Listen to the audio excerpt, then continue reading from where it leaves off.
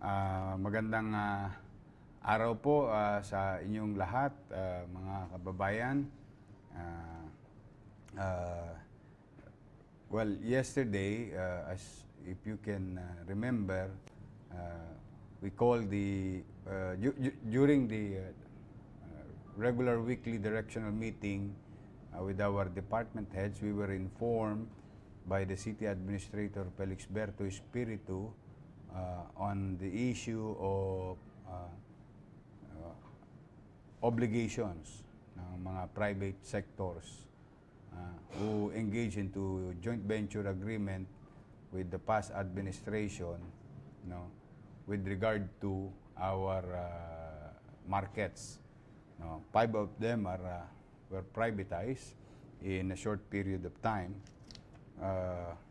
But be that as it may, that is not the issue. The issue is I was informed that these corporations are not paying their duties and obligations based on the mutually agreed by the mga nakaraang panahon. Pero hindi po yan. Sa ating mga kababayan, kahapon ay, mamaga pa ba? Konti na lang, no? Mas malala yung maga kahapon. Medyo kahit hirap na hirap po kung magsalita kahapon, but I have to inform at least the people of Manila on the status of our 5 private public market. Kasi dating public, now privatized. Now, having said that, nanawagan po tayo sa ating mga kapartner na private sector to pay their obligation, and they were given 72 hours to comply. If not, we will go to rescission. We will rescind their contract if they're not going to do so, because I have no interest in gaining in this issue, but this is the interest of the people of Manila. Now, mga kababayan, ako naman parehas. Kahapon, sila may obligasyon. Ngayon po, gusto ko pong ipalam sa inyo, total, dito ko rin naman na sinabi, so dito ko na rin gusto ipalam sa inyo. Yung isa sa mga kumpanya na namamahala ngayon ng ating mga market, ito po, hindi na nila hinintay yung 72 hours. Ito na po, hawak ko na po yung cheque na 12.9 million pesos. Ayan po. Ayan po ay binigay na ng XRC Mall Development. Ayan po. Maring may konting kulang, pero yan ay ano na lang ho yan. Numero na lang yan. What matter most is that the bulk of their obligation to the people of Manila and the city government is now, this is what we call in practice substantial compliance. So, in behalf of the city government, we would like to thank XRC Mall Development, and I hope this will not happen, and I will not allow this to happen. I will not allow, private sectors engaging into government contracts, in this case, City of Manila, 2 years. Hindi naman yata makatwiran yun. Ang syudad nga ng Maynila naniningil sa vendor araw-araw, maliit na tindahan. Ba't naman yung hindi pa magbayad yung malalaki? So, magkaganon pa man, that is water under the bridge. I hope this will not happen during our time, and I will not allow it. I will continue to protect the interests of the people of Manila, because that is our job. That is my job.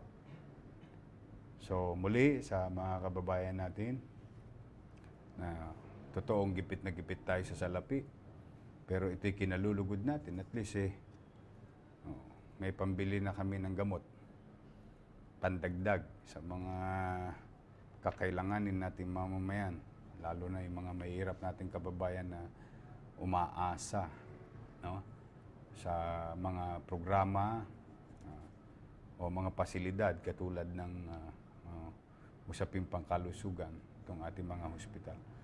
So sana ito ay maging takdang aral sa ating lahat na sa mga pribadong sektor. I don't like mas maganda talaga kusa eh. Pag nagkukusa, mas mabilis eh. Mas mabilis ang gobyerno, mas magiging efficient ang gobyerno. O ngayon, iniintay ko na lang yung Quinta Market. Still about 48 hours to comply. So if not, you have no business by Friday. We'll shut it down. So, yan ay hindi para sa akin. Para po yan sa kapakanan ng ating mga kababayan, mamamayan ng lungsod ng Maynila. So anyway, yun lamang po. Maraming salamat. Yes, may question ka. Andito na ho sila, yung mga halo-halo na rito. Balance ng remaining 14 kasi yung utang ng Yes. Yung balance, ilang hours to They have to, because remember, we just passed a law, no, that erase any penalties and surcharges, no. That is subject for legal comments of the city legal officer. But for the meantime, at the very least, the principal, the basic requirements are now complied.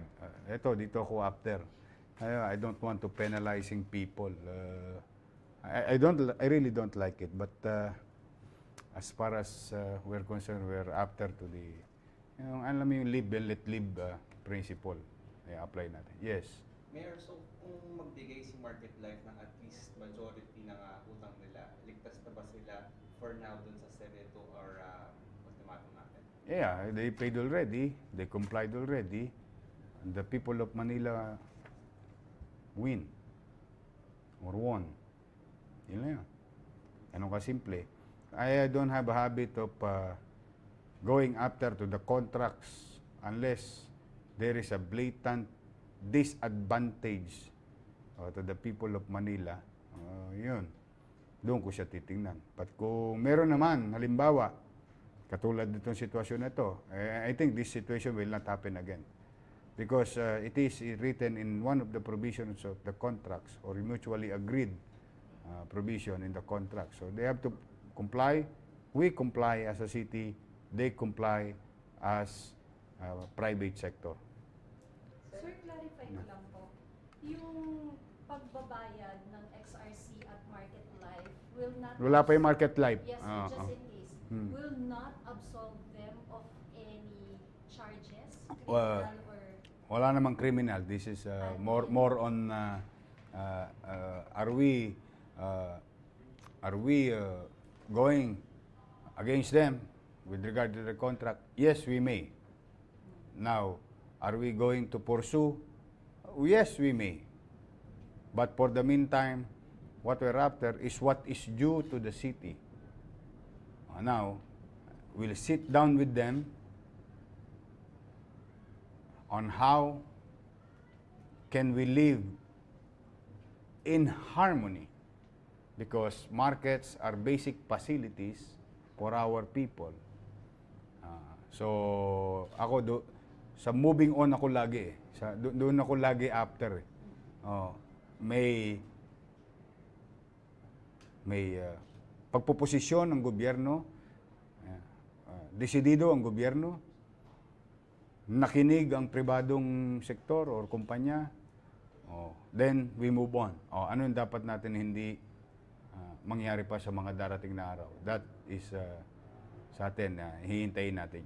So yung balanse, pasok pa rin siya dapat sa 72? Hindi naman. Kasi itong balanse niya, penalties to eh. Something to do with penalties. Principal yung 12. Yun. Ito yung principal.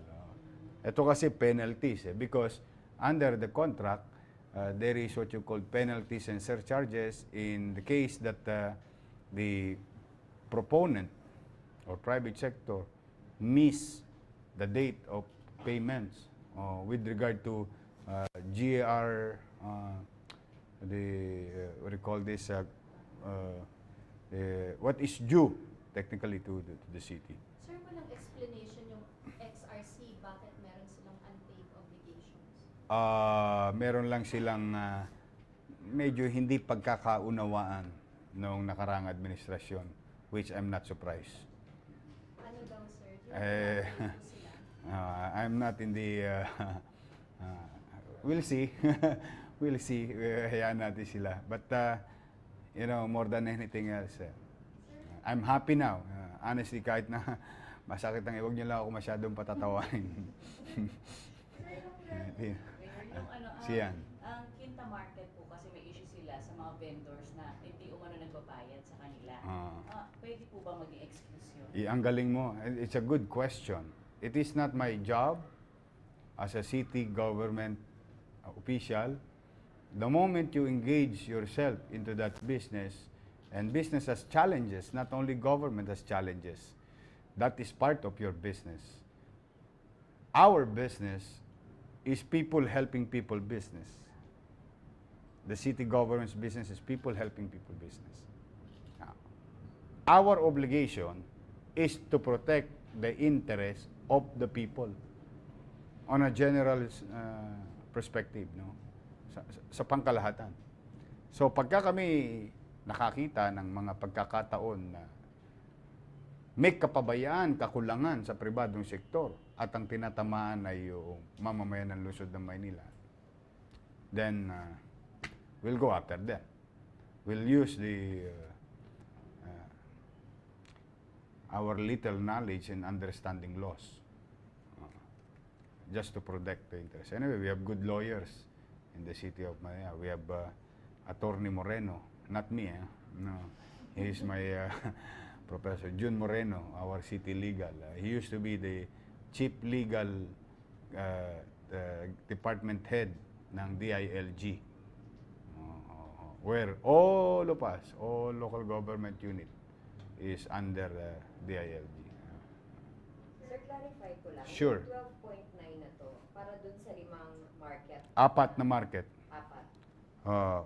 Sampaloc, Trabajo, Santa Ana, 4, San Andres, 4 na market. Pag siya sa market life, magkano pa po yung kailangan nila? Mga 11 something. 11 something. Yes, 11 something. They have to comply, just for the record. Yes. Sir, itong deal between the two market operators was a deal signed under the previous administration. Yes, all of this. Kailan mag-expire, sir, and do you intend to continue? Well, we will check into it, but I believe they have about 15. One is 15, the other one is 25 years. So I still have about 2 years and 10 months to go.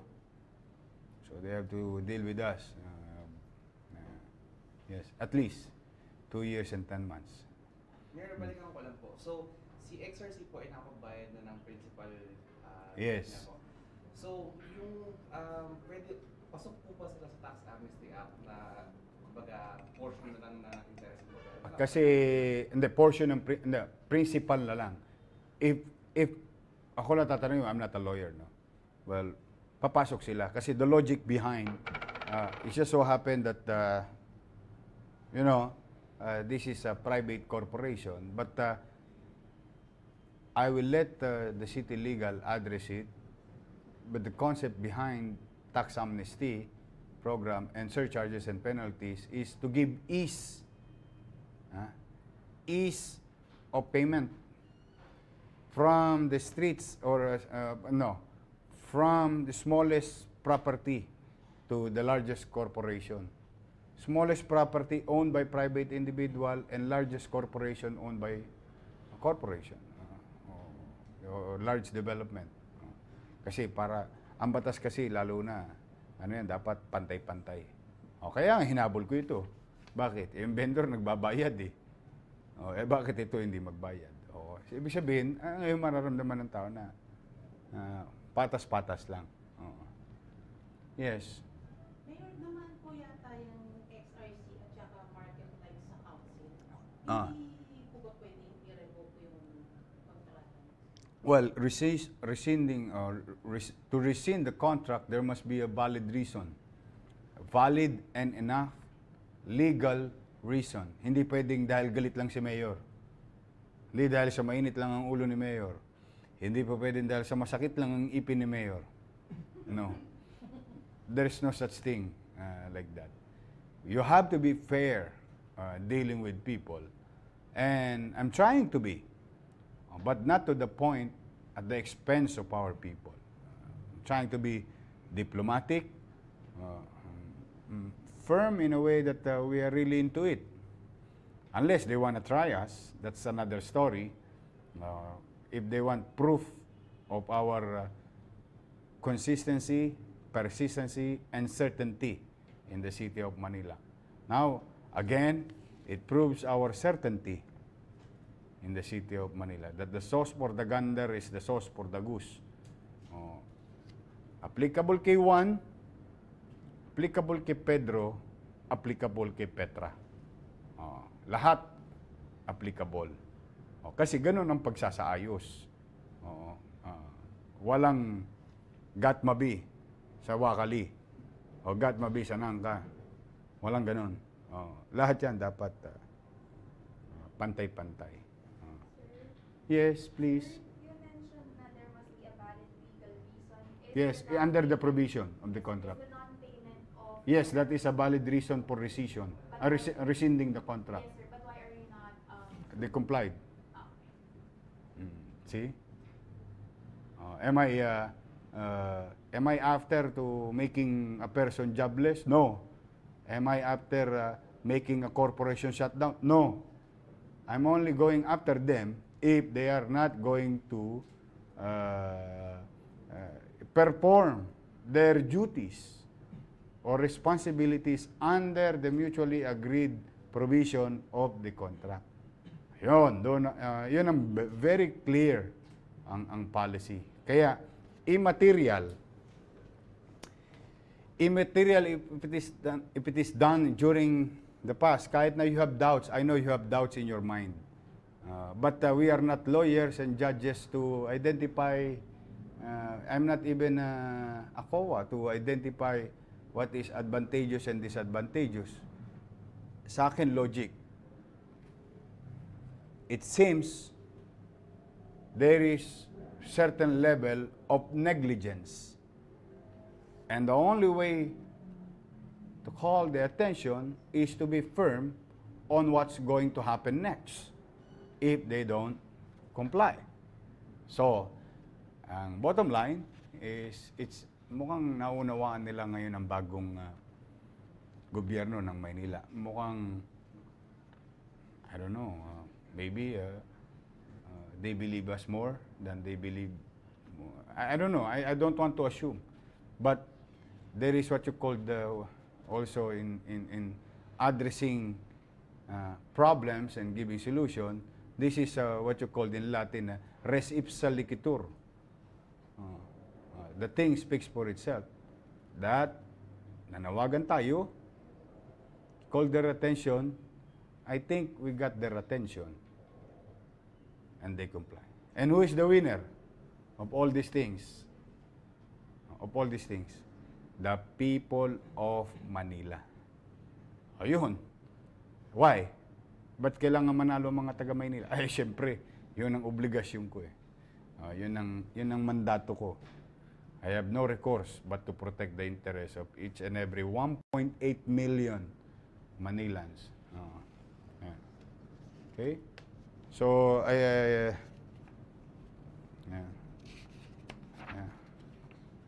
Ito yung mga, may mga ano sila, may mga complaint na hindi inactionan kasi nung araw. Kasi nga, tingnan mo, kung di ka ba rin maawa, privatize nila yung palengke. One way or another, I don't know the reason. After like privatize yung palengke, nag-invite naman sila ng ibang vendor o kung saan parte ng Pilipinas, inilagay doon sa labas ng palengke. Ngayon, di ba? Look at Quinta Market. Is it clear? Yes. Is it clean? Yes. Oh, how come you're not paying your obligation? Ewan ko tama ba? Baka itong mga kumpanyan to, pinapasok lang nung una, hindi ko alam kung ginawa itong baka.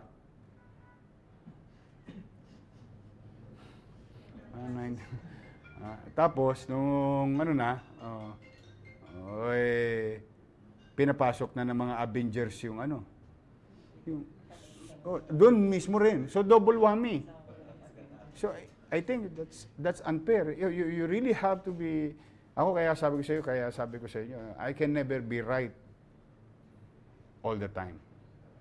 I'm just trying to be just. Pay your obligation, I'll do mine. That's my top way. Then, at least, I can sleep soundly tonight that 1.8 million people were protected of their interests. I don't owe that market. I don't own that market. The people of Manila owns it.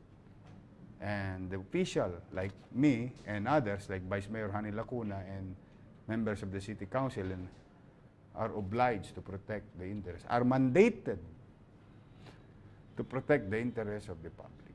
Sir, baka may gusto kang warning or message sa market? Basta you still have 48 hours. I think I already made enough information here through this medium. First, officially, they were informed. Officially, in a formal setting like letters and information. And this is now matter of policy. We'll go after you. Basta, ayaw natin pangunahan yung kanilang kaisipan, kung ano nasa isip nila. O basta tayo, we were fair. Ano yun? Ay sinabi ko na yung kaisipan natin. Sinabi na natin yung mangyayari. Ang tawag doon, diplomasya. Hindi ka pa nakakuha sa diplomasya, we'll see.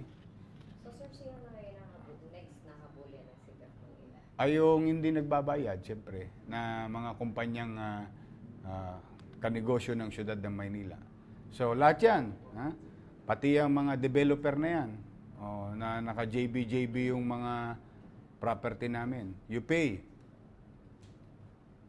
You don't owe me anything. You owe the people of Manila.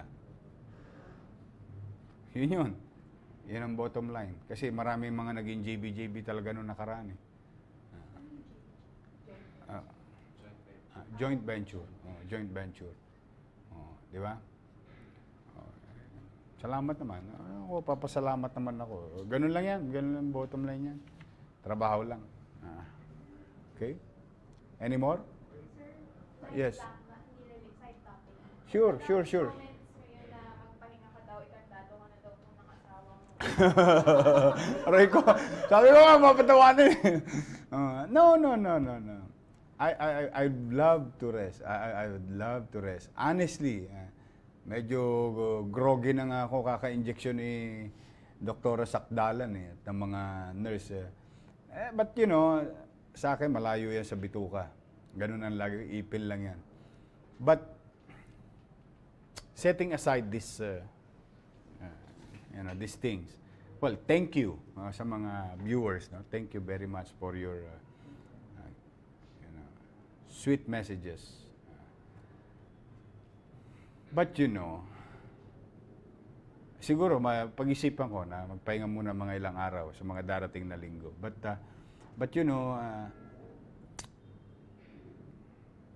one, I owe it to you. I asked for it. Give me a chance to lead the city.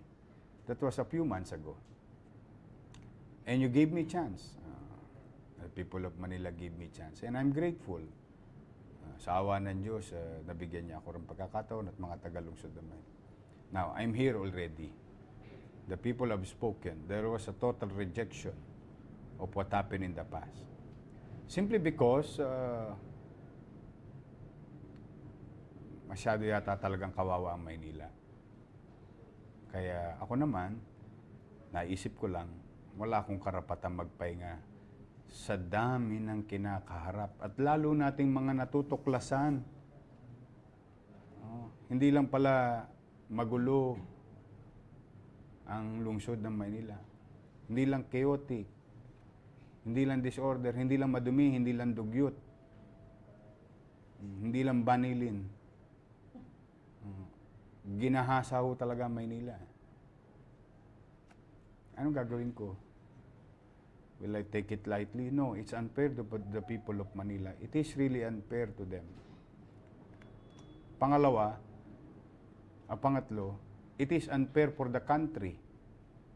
Unfair for the president of the country. Unfair to President Rodrigo Roa Duterte. Why? We are the host city to the Malacanang.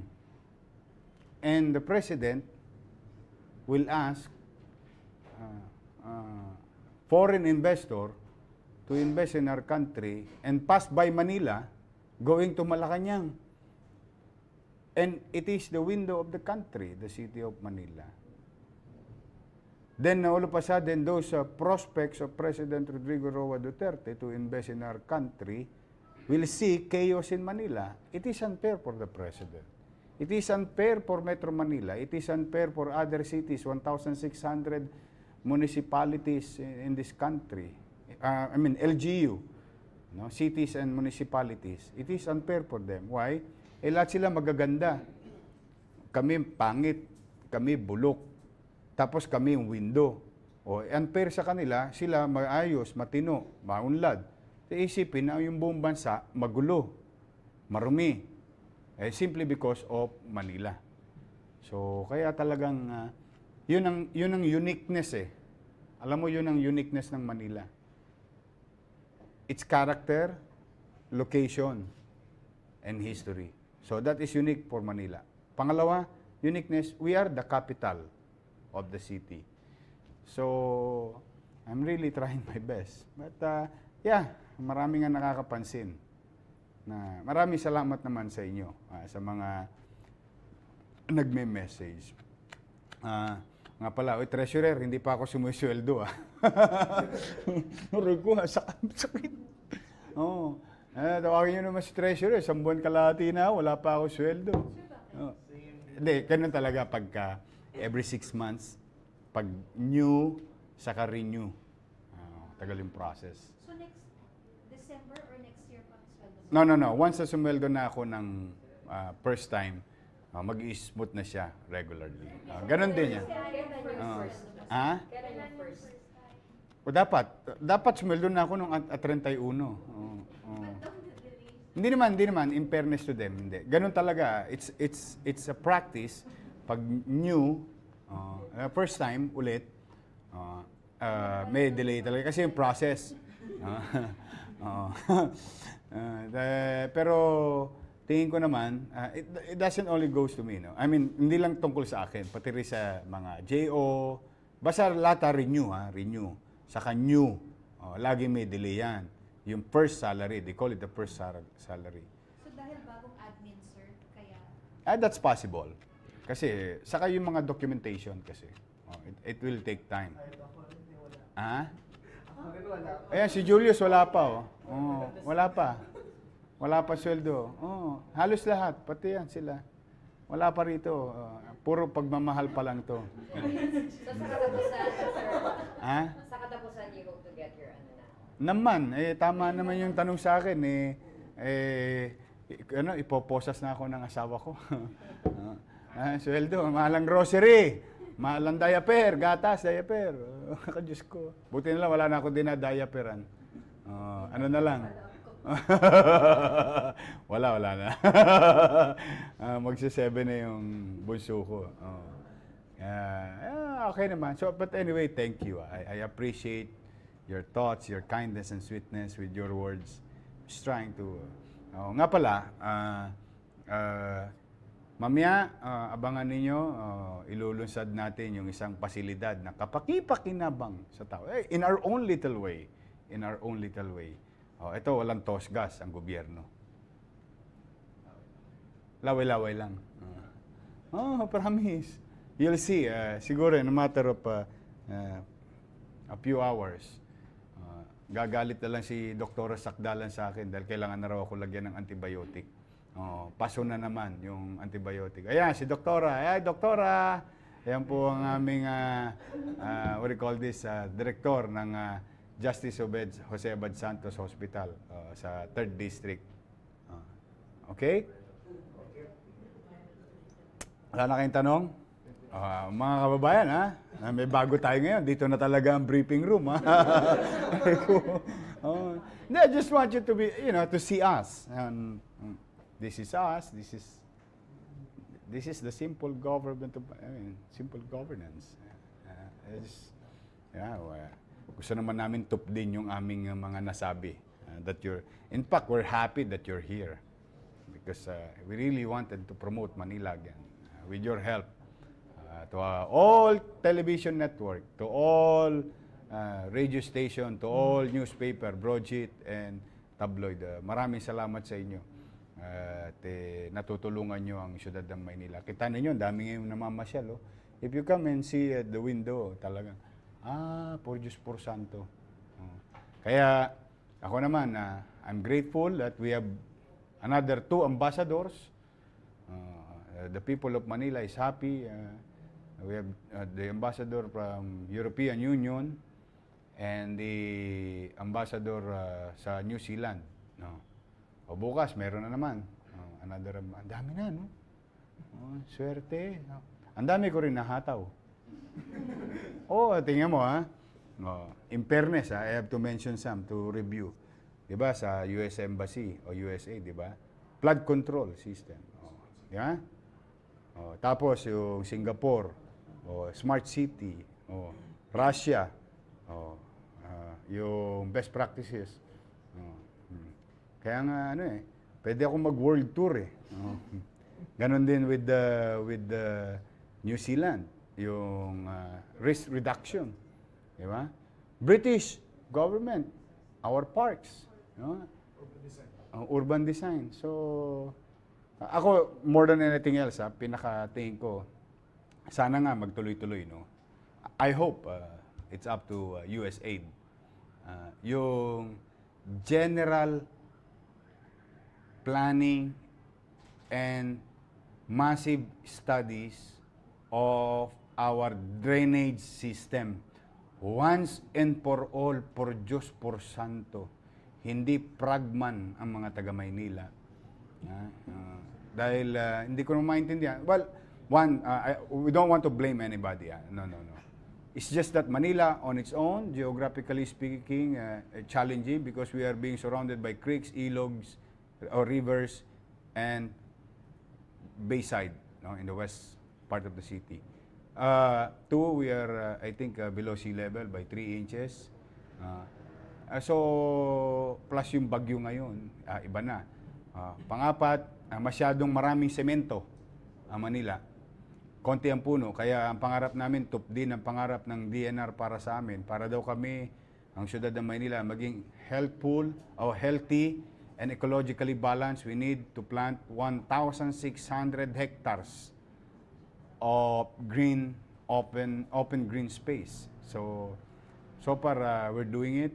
Yun ang mga challenges, yung bagyo, daluyong, plus Manila is kapatagan, sorry.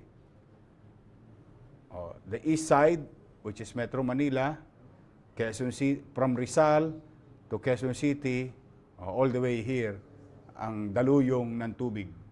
So these are just for the education or information of the people who are watching. Para at least alam nyo lang. Pero yun na nga, hindi pa rin tayo pumapayag yung mga excuse ng gobyerno, excuse namin, mga dahilan namin, sisi na sisi kung kani-kanino. Now, once and for all, I think we have to come up with sewerage and drainage plan, pangkalahatan to address flooding problems. It will not be resolved, mga kababayan. Huwag niyo ko masyadong taasan ng expectations. Ang kailangan ko study. Why?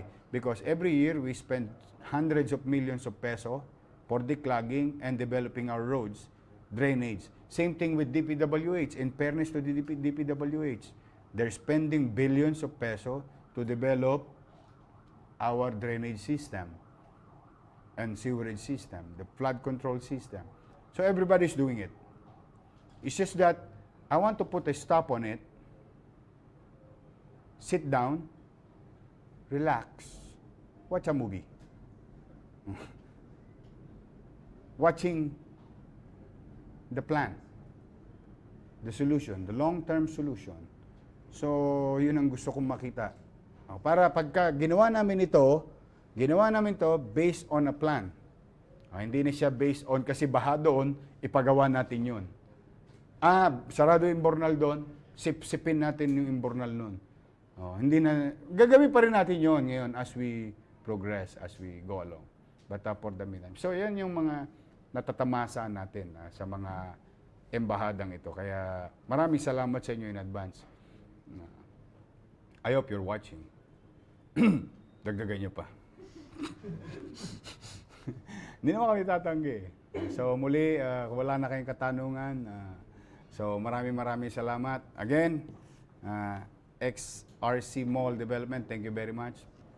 May pandagdag ng pambili ng gamot. Mayor, yung pinag-usapan niyo sa mga South Korean? Ano yun? They're planning to develop Manila. And I told them they are welcome to Manila. Kasi the mayor of Incheon dropped by, now assemblyman. Incheon is one of the biggest and most progressive, fast-moving progress meron ng Incheon. Kaya, so, walang masama. Laway-laway pa lang naman yan eh. So anyway, muli mga kababayan, maraming salamat sa oras ninyo. Hindi po ito ang Capital Report. Ito po ay breaking news lamang. Sa Biyernes ko pa po kayo i-update. So, lagi ko po sinasabi, kayo mag-iingat kung nasaan man kayo. Pero always remember mga kababayan, walang magmamalasakit sa ating mga batang Maynila, kundi tayo rin kapwa batang Maynila. Okay? Nawa, pagpalain kayo ng pong may kapal. Manila, God first. Bye.